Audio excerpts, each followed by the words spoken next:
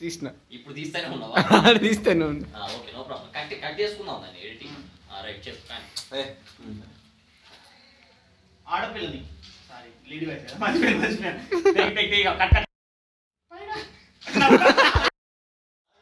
సముద్ర పొలాలకు సంబంధం ఏంటండి? మీకు చందమామకు ఆ లింక్ ఏంటండి? మీరు అయితే పండుగ ఎలా ఉంటుందా? మీరు అయితే పండుగ ఎలా ఉంటుందా? ఇరగాసిన పండుగలా ఉంటుందా? మా పిచ్చి మా వెర్రి కాకపోతేను మరేంటి? బేసిక్గా మగాళ్ళందరూ పోయిటరీలో పుట్టడం వల్ల మీరు సర్వైవ్ అవుతున్నారే తప్ప నా స్త్రీ నా ఎక్స్ట్రాడినరీ. అంటే ఏ స్త్రీ కూడా ఎక్స్ట్రాడినరీ కాదు, అందరూ సర్వమంగళ మేళమే. దీన్ని బట్టి మీకు తెలుసుకోవాల్సిన విషయం ఏంటంటే గంగారు, మగాళ్ళకి ఆర్డినరీ అమ్మాయిలు నచ్చుతారు. పరిపూర్ణ ఆడతనం అంటే ఆర్డినరీగా ఉండటమే. ఇప్పుడు మన సావిత్రి గారిని చూసుకోండి, ఆర్డినరీ. సమంతుని చూసుకోండి, ఆర్డినరీ. మీరు ఆర్డినరీ. గంగారు గుండెల్లో గుచ్చేశారండి. ఇప్పుడే అదే తెలుసా ఎవరు? ఎక్స్ట్రాడినరీ. గంగారు మీరేమనుకున్నట్టు ఓ మాట చెప్తాను, పర్లేదు కదా? ప్రపంచంలో ఉన్న అందరు అమ్మాయిలు ఆర్డినరీ అండి.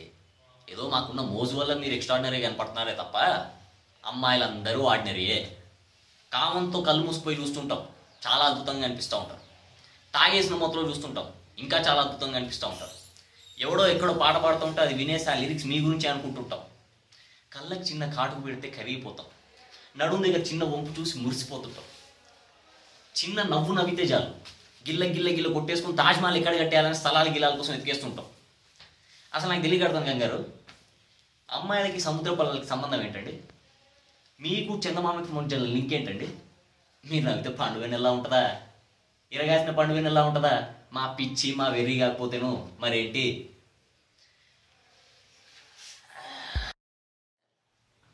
గంగారు మీరేమనుకున్నట్టు మాట మాట్లాడతాం, పర్లేదు కదా? ప్రపంచంలో ఉండే అందరు అమ్మాయిలు ఆర్డినరీ అండి. ఏదో మాకుండే మోజు వల్ల మీరు ఎక్స్ట్రాడినరీ కనపడుతున్నారే తప్ప అందరు అమ్మాయిలు ఆర్డినరీయే. డైలాగ్ మర్చిపోయినా? ఆడపిల్లని నోరు తెరిచి ఎలా చెప్పగలను? పైగా నేను ఎక్స్ట్రాడినరీ అమ్మాయిని. ఎక్స్ట్రాడినరీ. గంగారు మీరేమనుకున్నట్టు మాట మాట్లాడతాం, పర్లేదు కదా?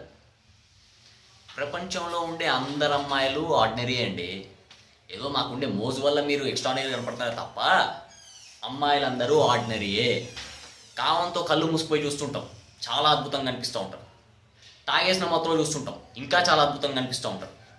ఎవడో ఎక్కడో పాట రాస్తాడు, అది వినేసి ఆ లిరిక్స్ మీ గురించి అనుకుంటుంటాం. కళ్ళ కింద చిన్న కాటు పెడితే కరిగిపోతాం. నడుము దగ్గర చిన్న వంపు చూసి మురిసిపోతాం. ఈ అమ్మ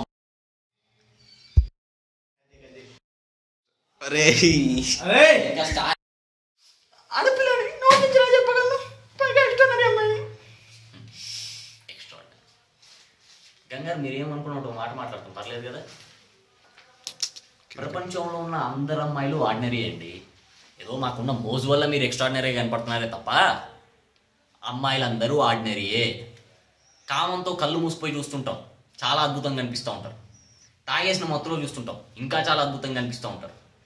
ఎక్కడో ఎవడో పాట పాడుతూ ఉంటాడు, అది వినేసి ఆ లిరిక్స్ మీ గురించి అనుకుంటుంటాం. కళ్ళకి చిన్న కాటు పెడితే కరిగిపోతాం.